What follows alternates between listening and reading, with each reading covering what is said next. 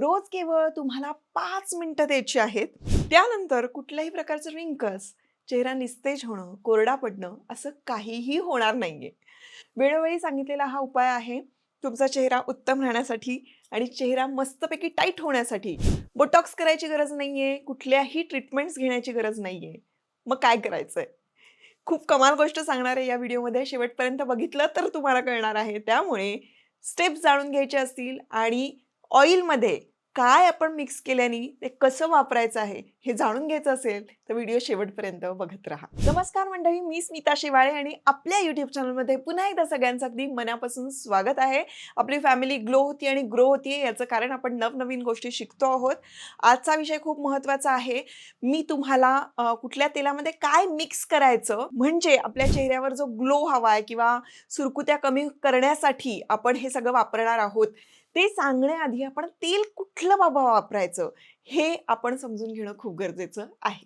आता मी तुम्हाला सांगते की चेहऱ्याला तेल लावायचं किंवा केसांना तेल लावायचं ते खरं शुद्ध आहे का हे तुम्हाला माहिती आहे की फक्त बाटलीवर हर्बल किंवा नॅचरल लिहिलेलं आहे म्हणून आपल्याला असं वाटतं की ते शुद्ध आहे. आज आपण शुद्ध लाकडी घाणा तेल ओळखायचं कसं हे समजून घेऊया. कोणतंही तेल आपण डोळे झाकून चेहऱ्यासाठी वापरू शकतो आणि तेल वापरताना कोणत्या चुका टाळायच्या आहेत हे सगळं आपण या व्हिडिओमध्ये जाणून घेणार आहोत. लाकडी घाणा तेलाचं वैशिष्ट्य म्हणजे तेल काढताना लाकूड आणि दगडाच्या घर्षणामुळे तापमान मर्यादित राहतं, म्हणजे 40 अंश सेल्सिअस इतकंच ते राहतं, 40 ते 45 अंश सेल्सिअस पर्यंत. त्यामुळे कोणत्याही प्रकारचे रसायनं किंवा प्रिझर्वेटिव्स हे वापरले जात नाहीत. नैसर्गिक घटकांमधले antioxidants, vitamin E, fatty acids हे त्या ज्या पदार्थांमध्ये असतात, घटकांमध्ये असतात ते तसेच्या तसे टिकून राहतात. म्हणून ते केसांना आणि आपल्या चेहऱ्याला उत्तम पोषण देऊ शकतात. रिफाईंड तेल हे खूप खर्चिक असतं, पण शुद्ध असेलच असं नाही आणि पुन्हा त्याच्यामध्ये प्रिझर्वेटिव्ह असतात. त्यामुळे लाकडी घाण्याचं तेल हे कधीही उत्तम असतं. त्यामधले जे फॅटी ॲसिड्स जे असतात ना, ते तुमच्या चेहऱ्यावरच्या डागांवर, मुरुमांवर काम करत असतात आणि म्हणून ते त्वचेसाठी अतिशय उत्तम ठरतं. आता या लाकडी घाण्याच्या तेलामध्ये आपण काय काय मिक्स करायचं आणि ते कसं वापरायचं हे मी तुम्हाला सांगणार आहे. पण आता लाकडी घाण्याचं तेल आपण वापरतोय हे तुम्ही ओळखणार कसं?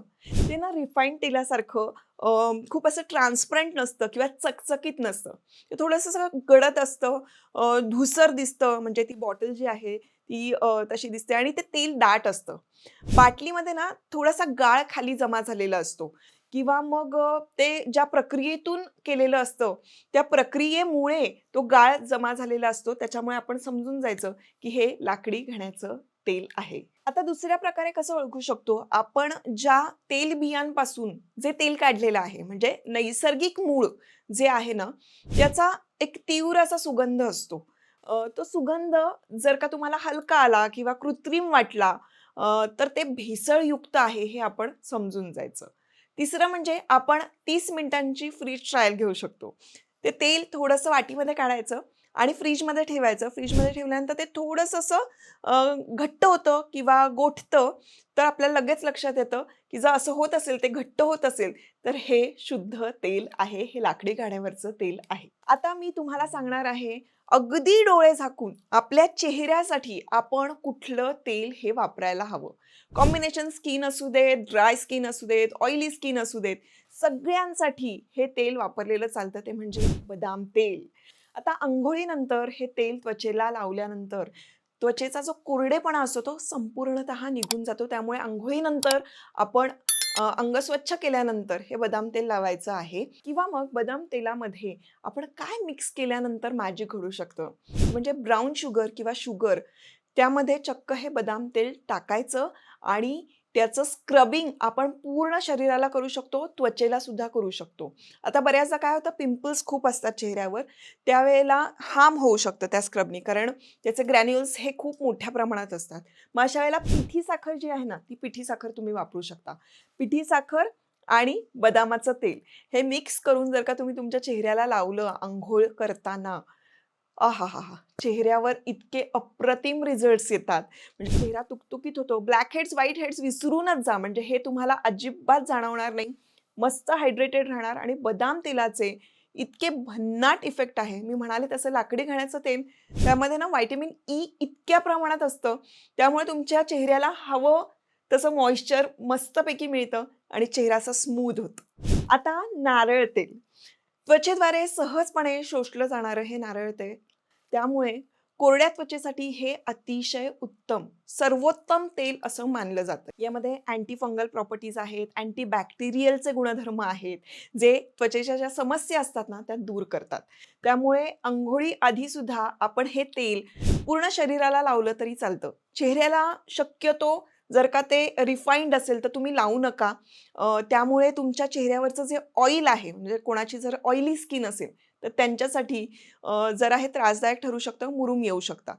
पण मग खोबरेल तेलाचा वापर आपण कसा करू शकतो 5 मिनिटासाठी, ते म्हणजे अंघोळीला गेल्यानंतर त्या खोबरेल तेलामध्ये मस्तपैकी आपण कॉफी मिक्स करायची आहे आणि ही कॉफी मिक्स करून संपूर्ण अंगाला आणि तुम्ही तुमच्या चेहऱ्याला सुद्धा लावू शकता. आता कॉफी मिक्स करताना मी शक्यतो सांगते की ब्रू कॉफी असेल ना तर ती तुम्ही वापरा, कारण त्यामध्ये ग्रॅन्युअल्स नसतात. खूप फाईन अशी पावडर असते आणि ती तुमच्या चेहऱ्याला मस्तपैकी स्क्रब करते, एक्सफोलिएट करते. Again black heads, white heads विसरून जा आणि चेहरा इतका ब्राईट होतो, मस्त होतो आणि हायड्रेटेड होतो. त्यामुळे नारळ तेलामध्ये अगदी डोळे झाकून तुम्ही कॉफी टाका आणि ते तुम्ही वापरून बघा. त्याचे अमेझिंग रिझल्ट्स मिळतात. नंबर 3 ऑइल ते म्हणजे ऑलिव्ह ऑइल. आहाहा, कमाल ऑइल आहे हे. त्वचेसाठी अतिशय सुंदर आहे. मॉइश्चराईज करण्यासाठी हे ऑइल विशेषतः वापरलं जातं. मी कबीला लहानपणी हेच ऑइल वापरायचे, यांनीच मसाज करायचे आणि मुळात या तेलामध्ये जे गुणधर्म आहेत ना ते तुमच्या स्किन ब्राईटनिंगसाठी इतके अमेझिंग आहेत. तुम्ही नक्की वापरून बघा. या ऑलिव्ह ऑइलमध्ये जर का तुम्ही काळी हळद, आता काळी हळद ही खरं तर मिळते. हळदीचे वेगवेगळे प्रकार आहे. कस्तुरी हळद, आंबा हळद, तशी काळी हळद सुद्धा मिळते. आणि जर का तुम्हाला काळी हळद मिळाली नाही तर तुम्ही चक्क आपली जी पिवळी हळद असते ती मस्तपैकी रोस्ट करायची काळी होईपर्यंत आणि ती या ऑलिव्ह ऑइलमध्ये टाकायची आणि हे मिश्रण तुम्ही रोज अंघोळ करताना लावू शकता. हे लावल्यानंतर मात्र तुम्ही फेस वॉश वापरा, क्लिन्झर वापरा किंवा मग उटणं वापरा. पण तुम्हाला खरं सांगते, हे केल्यानंतर इतकी तुकतुकीत आणि इतकी मस्त स्किन होते. हे ऑइल्स जे आहेत आणि हे जे मी आता तुम्हाला सांगितलेले मिश्रण आहेत, हे अमेझिंग कॉम्बिनेशन्स आहेत. हे कॉम्बिनेशन तुम्ही नक्की एकदा वापरून बघा. सगळ्या स्किन टाईपसाठी हे जाऊ शकतात आणि हे सगळ्या स्किन टाईपवाल्यांनी लावल्यानंतर रिझल्ट्स काय येतात ना, हे फक्त मला सांगायचं आहे. कारण आता पावसाळा आहे. पावसाळ्यामध्ये आपल्याला असं वाटतं की अरे ऑलरेडी ऑइली स्किन होते आहे, खूप ह्युमिड वातावरण असतं. मग अशा वेळेला तेल लावून ठेवणं थोडंसं त्रासदायक होतं. त्यामुळे अंघोळीला गेल्यानंतर एक 5 मिनिटं स्वतःसाठी द्यायची. अंगाला लावा, चेहऱ्याला लावा. अशी सुंदर स्किन होणार आहे, तुकतुकीत स्किन होणार आहे. हे केल्यानंतर रिझल्ट्स आले की मात्र मला सांगायला अजिबात विसरायचं नाही.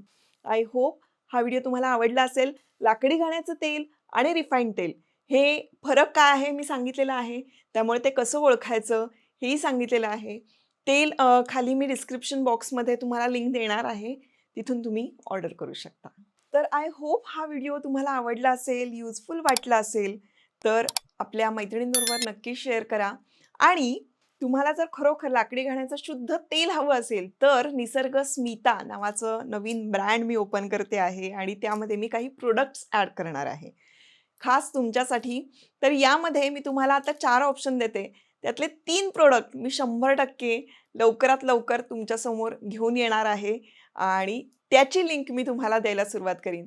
पण तुम्हाला ऑप्शन देते, त्यातले 3 ऑप्शन तुम्ही सांगायचे आहेत. एक म्हणजे बदाम तेल, ऑलिव्ह ऑइल तेल, कोकोनट तेल आणि एरंडेल तेल.